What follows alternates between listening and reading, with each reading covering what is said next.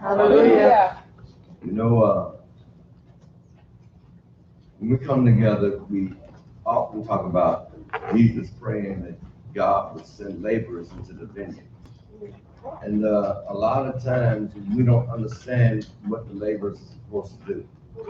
We think the laborers are somebody that just come to church.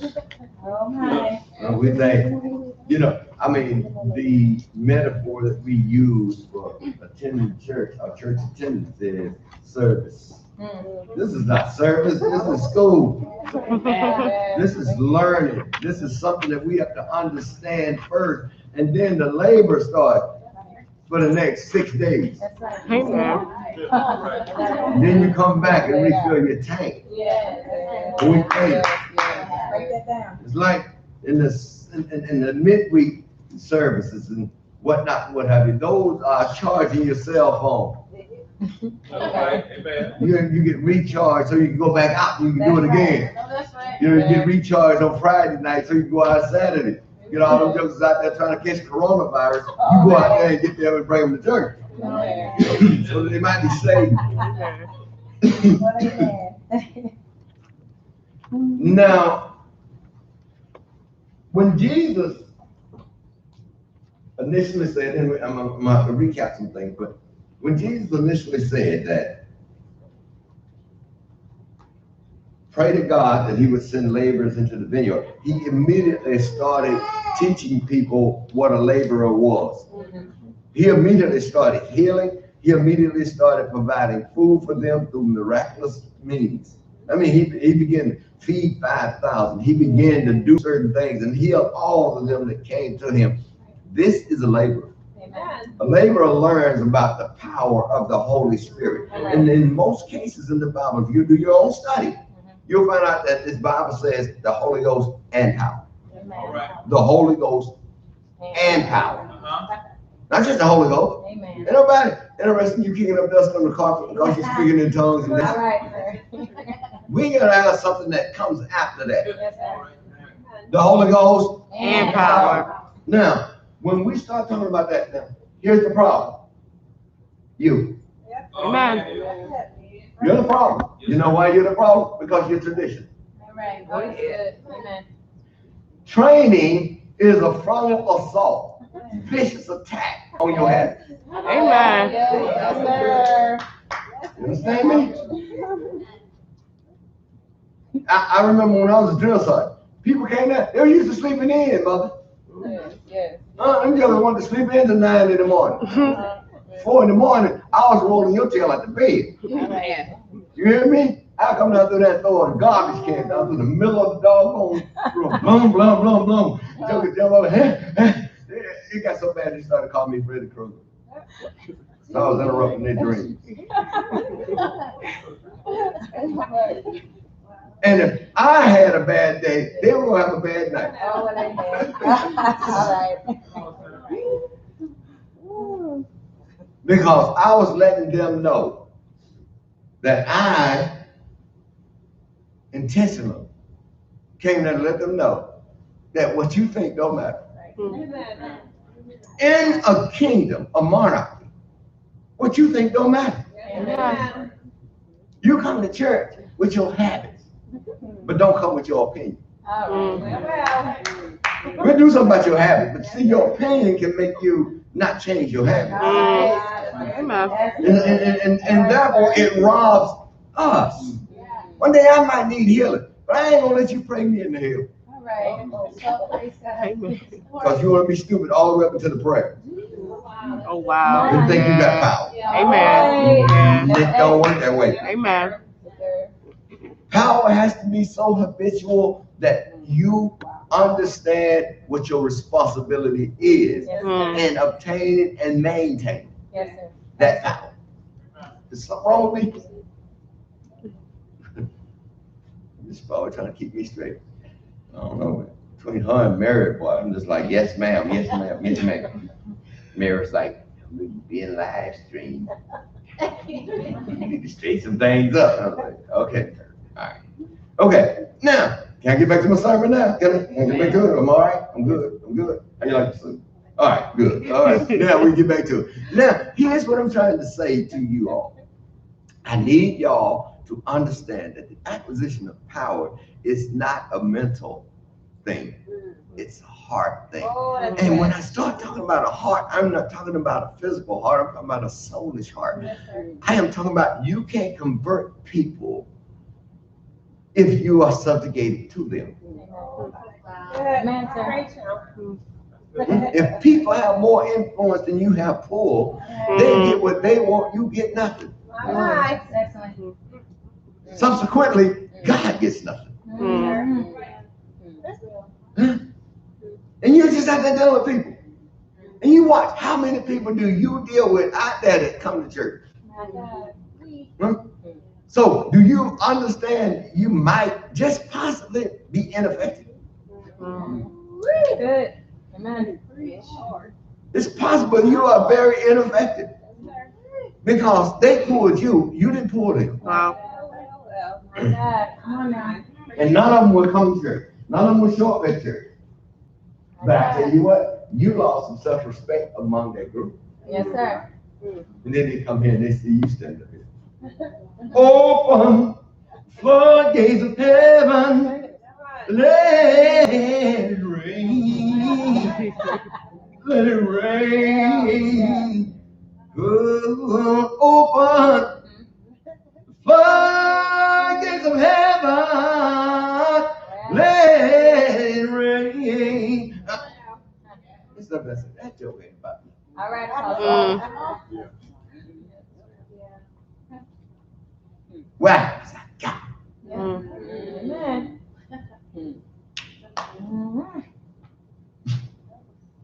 How does that make you feel? And that's the reality. Yes, sir. Wow. Am I lying? You know, there's a lot of churches where the preacher is compelled to tell you a lie to make you feel good. All right. I don't have to be one of them types. Amen. I don't preach with about the homiletics and hermeneutics. And the Bible said, somebody is weary in their soul. And the Bible didn't say that.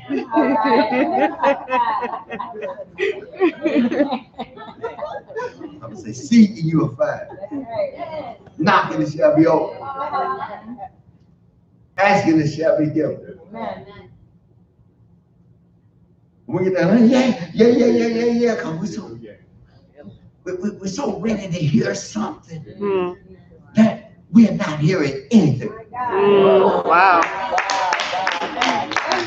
Wow.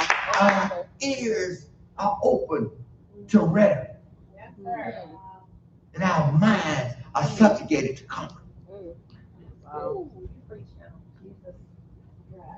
Yeah, when y'all get quiet, I know I'm preaching. All right. There you You are. know, oh y'all, hey man, hallelujah. I know you ain't listening.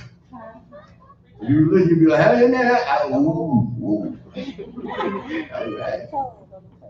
Take it easy now. Everybody. Calm down. Are you calm? Are you collected? See, the Bible is a solution to humanity. We were born in sin, shaped in stupidity. I mean, iniquity. I'm sorry. Sometimes words are interchangeable. And so we have to start understanding then what our own insufficiencies are, our own inadequacies and our own iniquities are. Those are charged that God gave you. He didn't give me the right to call you out on nothing. Mm. He gave me the right to make it identify with you. Mm. And then when I identify with you, then you say, oh, that's me. Yeah, that's me. Amen. Me right there. I need a pen. I need a pen. Up here.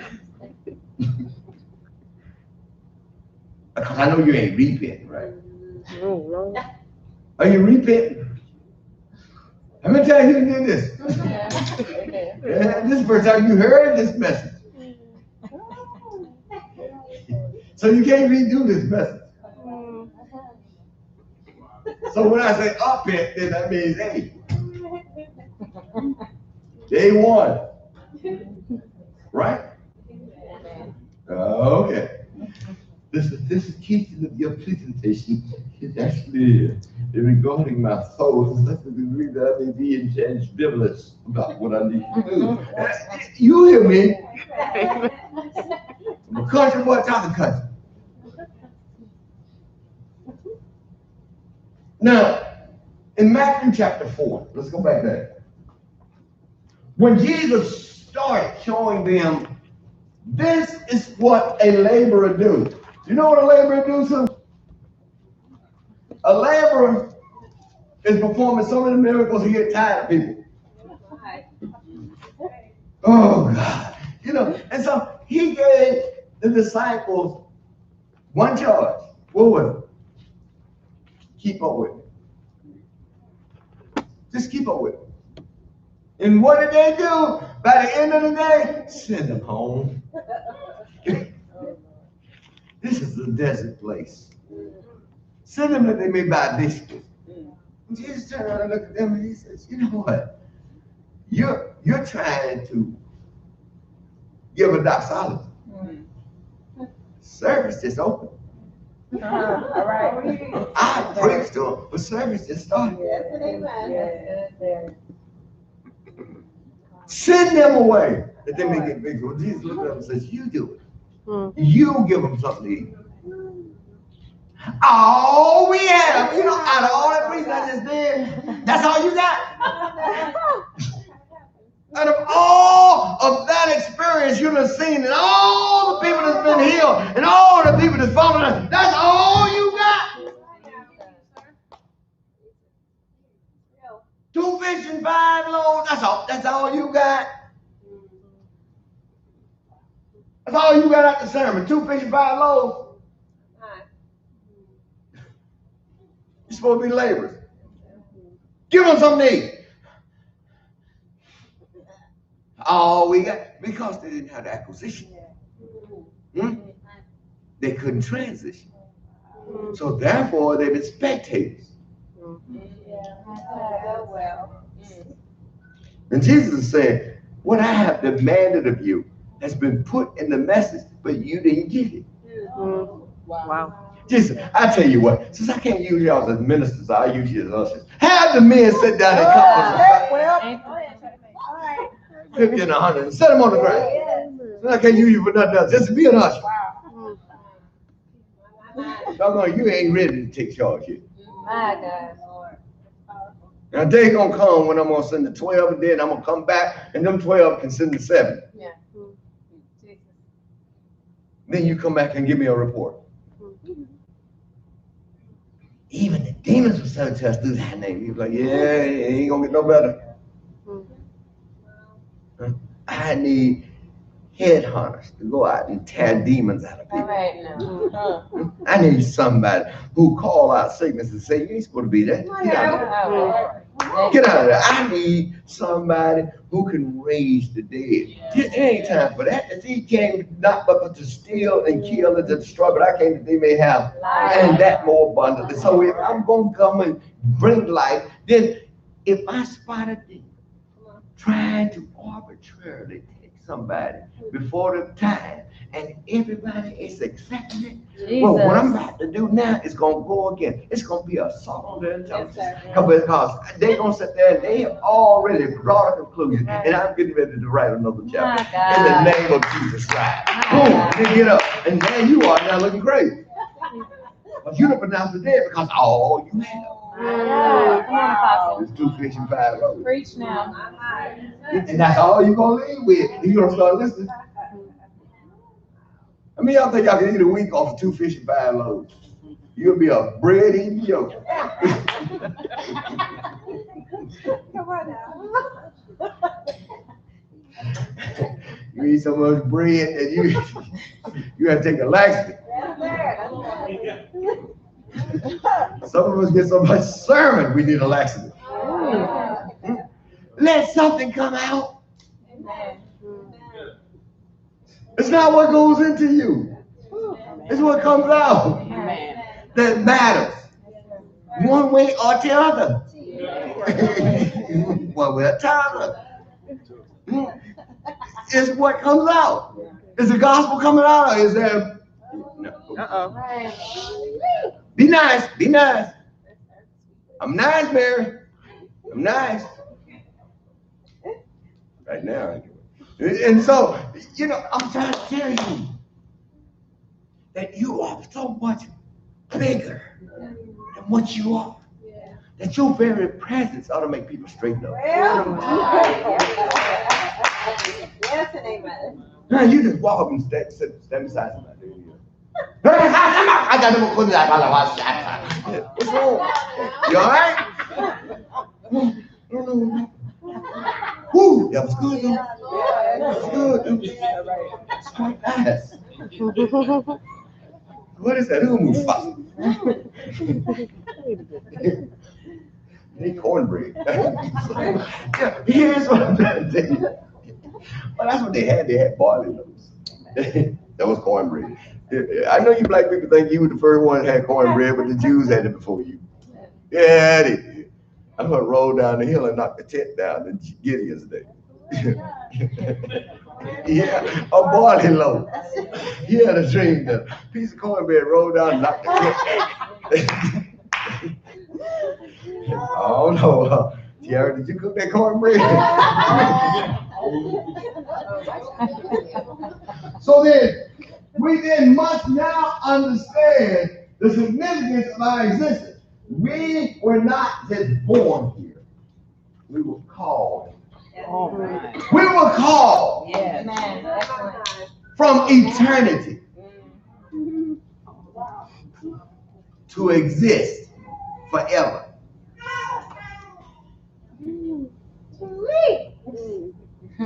Oh, okay. I know you don't understand what I just said, but I'm gonna say it. I'm gonna say it to you in a way you can understand it. Bishop back there looking at me funny, so I'm gonna have to break that down. I always know you need me to break it down because one of his eyebrows over our Lord. Now, God says you was in His mind. Amen. God says He knew you before you was even formed in the womb. Amen. God chose your parent. If God chose your parent and God was not the beginning but began the beginning, then He was eternal. Amen. So that means that you came out of eternity for now. And you were not born to be temporary. You were born to be faithful unto death, to transition into everlasting. All right now.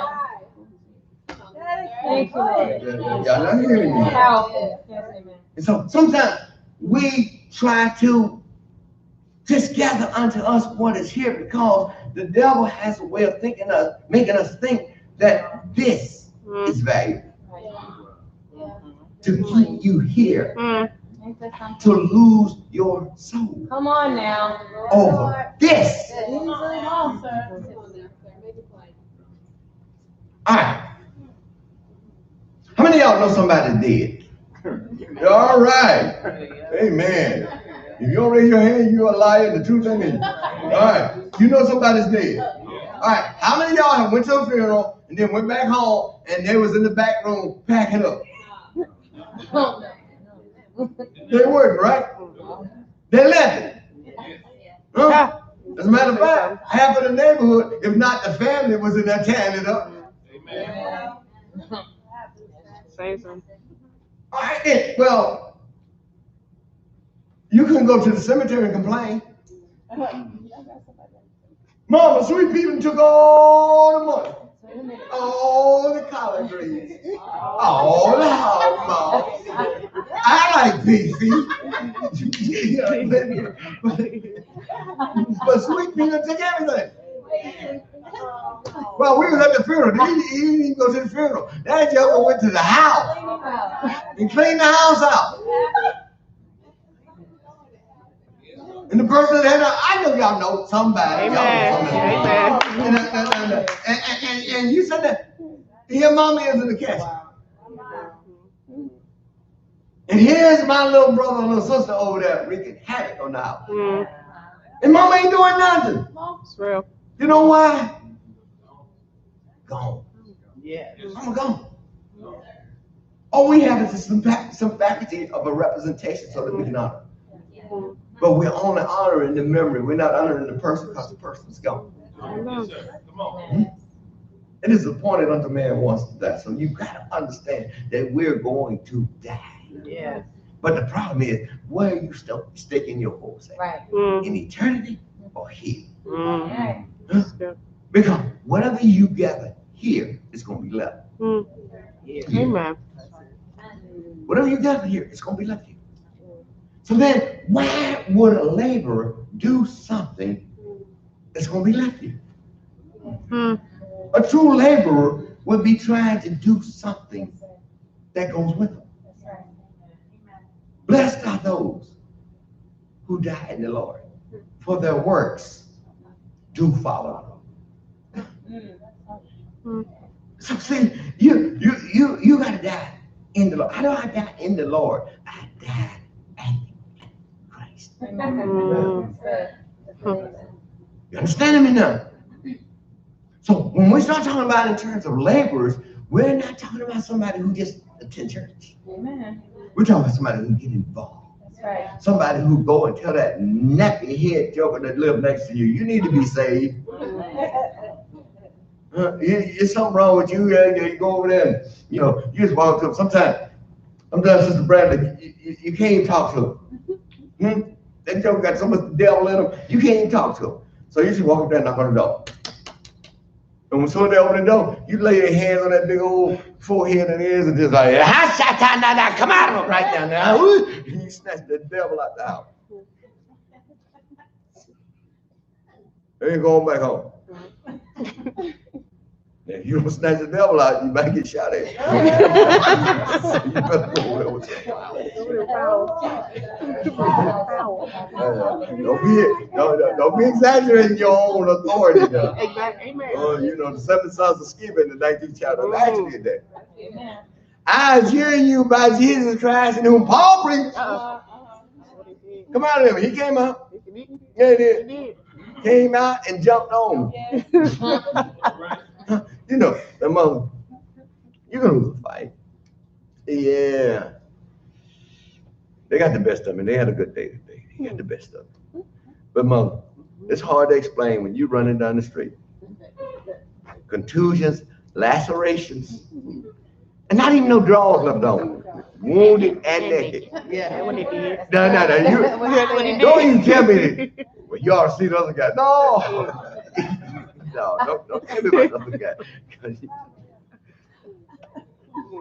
Anybody whoop you out of all your clothes. That's nothing you got to say. I mean, I'm talking about you butt naked. There's no, don't tell me nothing. Man, that must have been bad.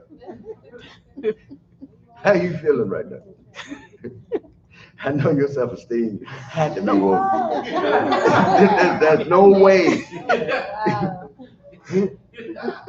I mean, somebody hit you hard enough for your drawers to fall off.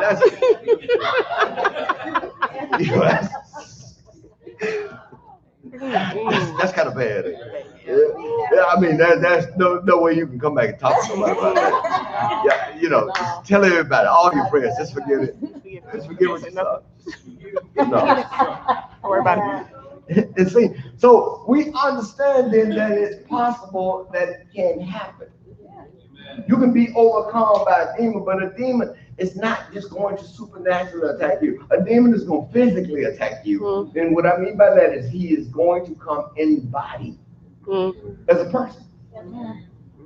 But that person will have supernatural strength that you won't even be able to understand unless you have supernatural strength to meet them. So you see, it ain't as scary as you think. Don't be calling me tonight talking about, hell, I seen something outside my house with red eyes. But you know what? The devil sleeps. He walks through a dry place seeking rest and finds it done. He returns back to work. See, the thing about it is he gets tired. So if he ain't walking around at night, you're the only one to stay up. You're the only stupid joker to stay up all night looking for the devil. And then he jump in your tail first thing in the morning. On your way to work. Hey, I'm good.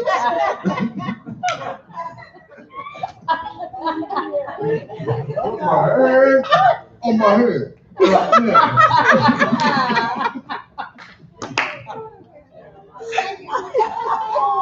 I mean, come on, people. You have to understand the supernatural in a certain way. And now I got this philosophy. If I can get you laughing about it, I know you heard it. Because as soon as you start acting stupid, you're going to start laughing. Because you're going to say, I'm stupid.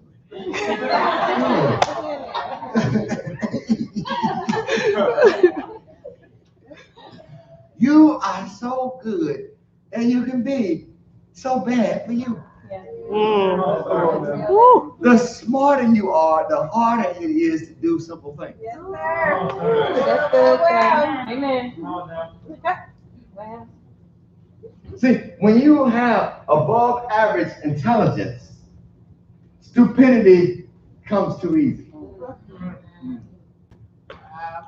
Yeah. To you, stupidity is like sleeping. You drop all requests for knowledge. my God. Wow. Ma'am, that's real serious. You know them out like that? They're so smart. They think they sharp because they head point. And they just stand there. Oh, I thought you were smart. I know. But they miss small things. I tell you what, give a smart person an ingredients and watch what they do to it. Any kind of ingredient. You tell them to just bake a biscuit, and they're gonna mess it up. Take a smart person that don't know how to cook and just give them simple instructions, and they'll mess it up. Because their intelligence override common sense. Wow. Wow. And their brain is already embellished. That's why Jesus told his disciples to beware of the leaven of the Pharisees. And they thought he was talking about bread. You see what I'm saying? They had learned so much in church that they were constipated. Wow.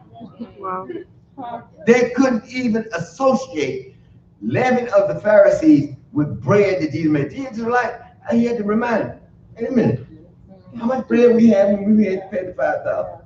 Why would I be mad at you because you didn't bring no bread? I am the bread that fell. Why would I be mad at you about bread? I ain't gonna even get to my scripture, y'all. But what I think this morning's message, the time would probably be something like common sense. Common sense. You know, I need y'all to understand something in the most dire, significant way. However, I am not talking about you, but I'm talking about you. All right? And this is for all you smart people. Now, everybody with an associate degree or higher, I'm going to speak in a language you can understand. God don't need you. He called you. Yes, and amen. And all you need to do is show up for training. Amen. That's good there. That will be your answer. You cannot answer God physically. You have to answer him heartedly. Ah, beautiful. You can show up physically, Yeah. but you didn't show up heartedly. Jesus. You can't answer God no other way than that.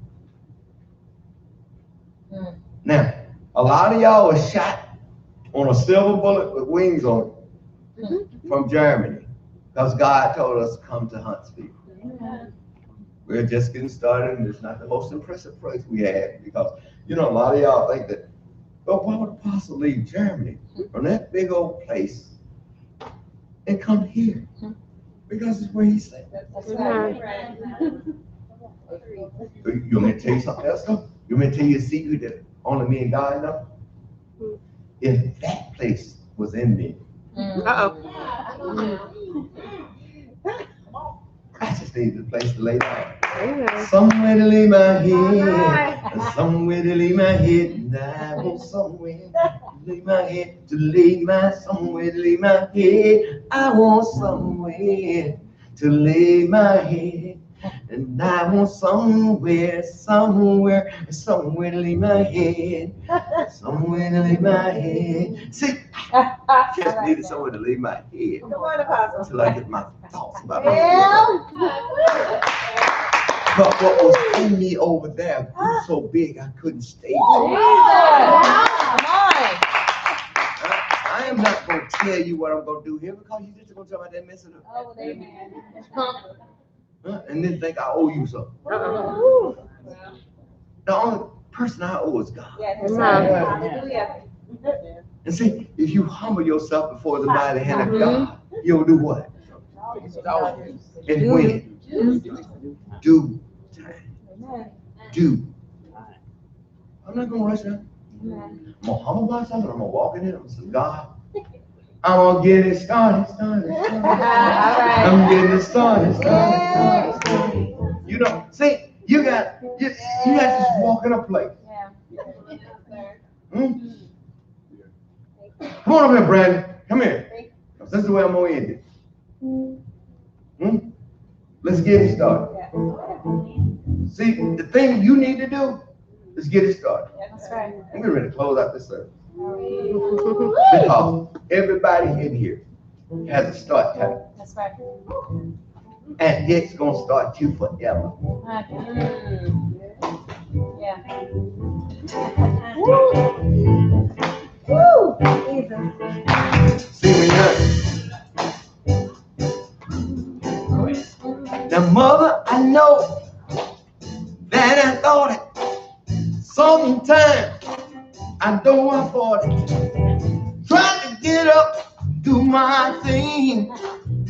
Now my heart feels things. Well, everything I know is all about it. Now I gotta scream, sometimes I shout it. Everybody know the time is right. Now I got to get ready for a fight. Come on and let's get started. Hey, yeah, let's get started. Come on and let's get it started. Let's get it. Sometimes I run into some, just run. Sometimes I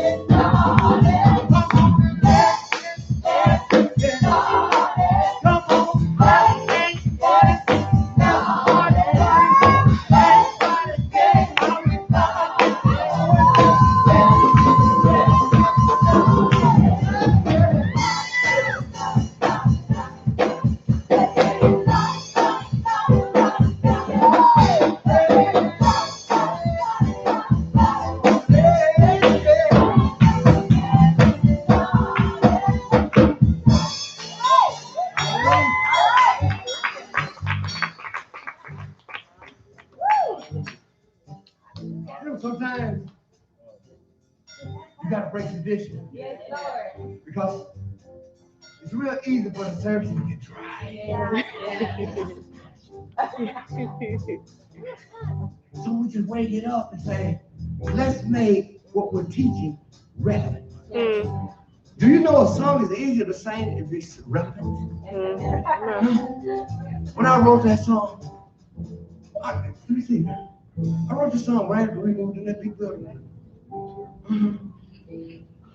Because everybody walked in there and they were scared.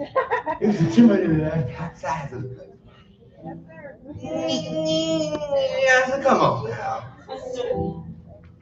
And then I just walked over and got on the keyboard and started playing. Then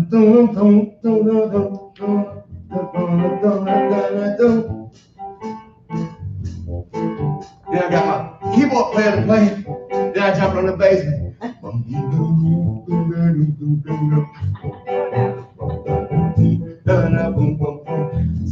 Say something. God just put in my mind. You don't get started. You gotta take all the wood you. That's what made me say, let's get started. Come on, let's get into this fight. Let's get into this thing. Let's take some souls. People down there under that bridge, living under the tents. There are people down here in Section 8 house, church right there in the community. They won't even go to it. But you know what? We're going to bring them down here and let them try for it. Let them try speaking in tongues. If they run around, just don't hit the wall for your own safety. We claim no responsibility for that. Please. But I don't care. Celebrate God in your own. Yes. But celebrate Him. Hallelujah. Because He's worthy. Amen. I really thank you all for your time. I appreciate the privilege of speaking to such esteemed people. Because you are God's call. You were chosen to hear this message. Now what you do with it is your business. But I was called here and you was called here today. So we made it. We're coming from God. And I come here to look at the condition of this place and say, this doesn't be fitting. Tell her what does it say? How are you doing? Or how are you feeling in the city? And BA's in it. This is how are you doing? Right? BA's in it. Okay. Yeah, we speak dual languages, y'all, so you just gotta understand, como está? That's Spanish. Fine. Just say fine. So we're dual language people. And I like regular black folks. As a matter of fact, I ain't black at all, much less. I got about a quarter black in me.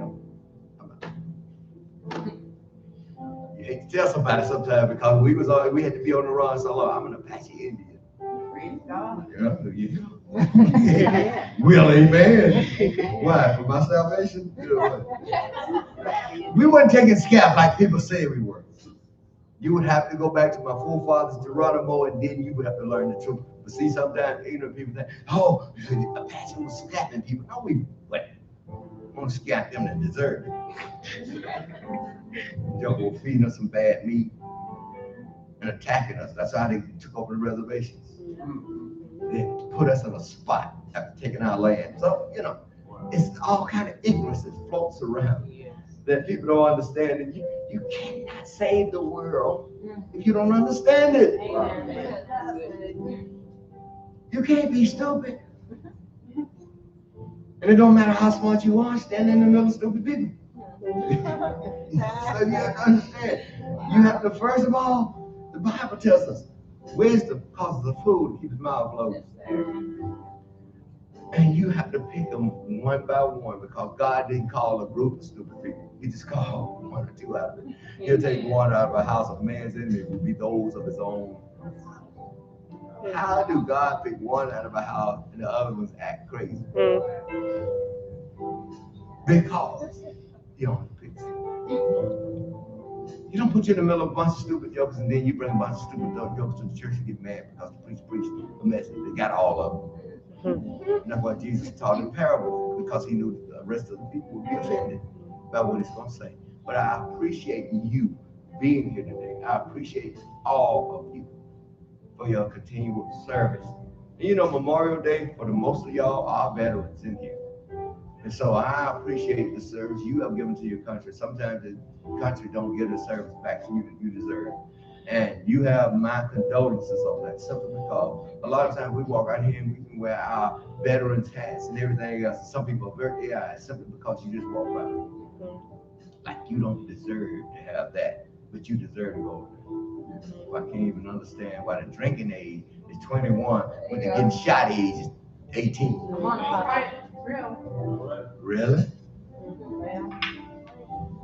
Joe gonna get shot at, he gonna need a drink. He gonna lie about that. We know. Ain't that right, Mary? I mean, many of us are retired here. Don't tell me you don't need a drink sometime. That's the only way you're gonna stop them demons. They're gonna come at you when you're trying to sleep at night. Hey, remember shooting at me? In my case, you remember killing me? Well, why you ain't dead? But I ain't gonna go down there and find no stuff and tell everybody I'm crazy. You know, I was the first sergeant casting out demons and stuff, man, because I had a church and a first sergeant at the same time. Demons would bother me so bad at night, and I'm talking about demons. I ain't talking about jokers. I'm talking about demons. I come in, I'd be so tired coming in for PT. That's physical education when we come in the morning, and we'd be like, they had to run 3 or 4 miles. What was I gonna tell everybody? Oh, demons kept me up at night. Mom, don't you know they gave me that really long sleeve jacket? Took my tail off to the 7th floor.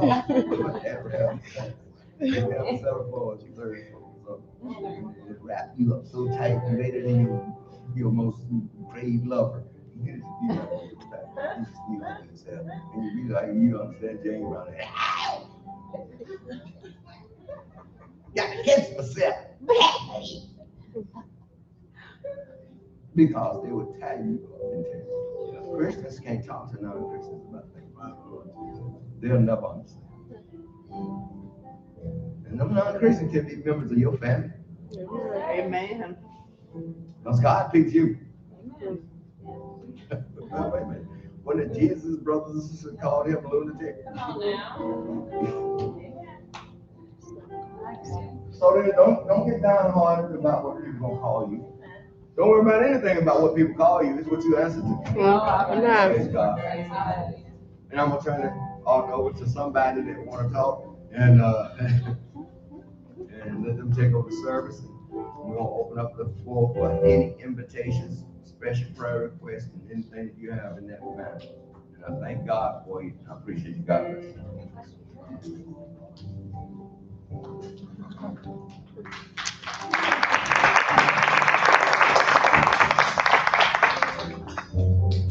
All right, amen. The altar's open. Any prayer needs, or if anybody needs to get their heart right with God, and you heard anything God spoke to you, want to get it right, get into the aisles. We're here to pray with you. Amen. Amen. These needs to get met. The altar is open.